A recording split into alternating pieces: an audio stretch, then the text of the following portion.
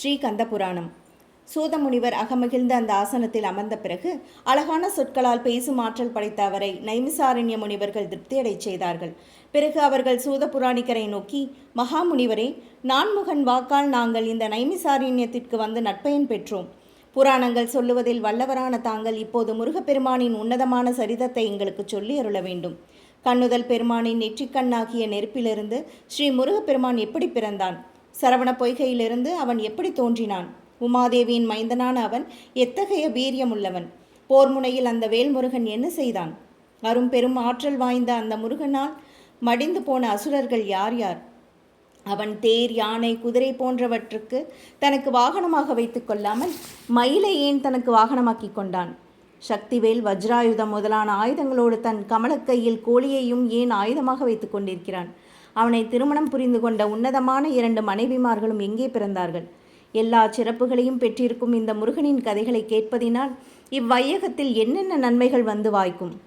பெரும்பேறு பெற்றவரே, அப்பெருமானின் வீர தீரங்களையும் அருமை பெருமைகளையும் எங்களுக்கு எடுத்துரைக்க வேண்டும் என்று கேட்டார்கள். சுதமாமுனிவர் அகமகிழ்ந்து, நல்விரதங்கள் புரிந்த தவசீலர்களே, சகல மங்களங்களையும் தரக்கூடிய முருகப்பெருமானின் சரிதத்தை கூறுகிறேன். நீங்கள் அனைவரும் ஒருமித்த மனதோடு அவற்றை கேட்டு மகிழுங்கள். இந்த கந்தனின் கதை அறம், பொருள், இன்பம், வீடு என்னும் 4னையும் ஒருங்கே நல்கும். குழந்தை பேரே கிட்டாத மலட்டு பெண் கூட இந்த மாபெரும் முருக சரிதத்தை செவிகுளிர கேட்டால் குழந்தை பாக்கியத்தை அடைவாள். கன்னிகையை விரும்புபவன் அவளை அடைய பெறுவான். கல்வியை விரும்புபவன் அந்த படிப்பையும், தரணியாள விரும்புபவன் அரசையும் அடைந்து மகிழ்வான். தம்பதிகள் ஒருமித்த மனதோடும் நியமித்தோடும் சோம்பலின்றியும் இந்த ஸ்கந்த புராணத்தை ஒரு தடவை செவிக்குளிர கேட்பார்களானால் அவர்கள் தாங்கள் நினைத்த பொருளை நிச்சயமாக அடைவார்கள். பிள்ளை பேறு இல்லாத தம்பதிகள் இந்த மேன்மையான புராணத்தை நம்பிக்கையோடு பூஜை செய்து மயில் வாகனனிடம் மனதை செலுத்தி கேட்பார்களாயின் பல மைந்தர்களை பெற்று பெருவாழ்வு வாழ்வார்கள்.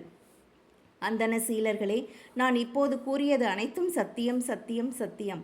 பல கிளைக்கதைகளோடு கூடியதும் எண்ணிய பொருளை அடையச் செய்வதுமான இந்த புராணத்தை அன்போடும் ஆர்வத்தோடும் கேட்க வேண்டும்.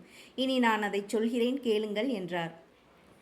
முனிவர்கள் அனைவரும் காதுகளால் அமுதுண்டவர்கள் போல் ஆனந்த பெருக்கில் திளைத்து சிவகுமாரனின் விந்தையான வரலாற்றை கேட்பதில் அதிக ஆர்வமுற்று அச்சரிதை பலவிதத்திலும் நன்றென உரத்த குரலில் கூறி முருகா முருகா என்று கூவி மனம் மகிழ்ந்தார்கள்.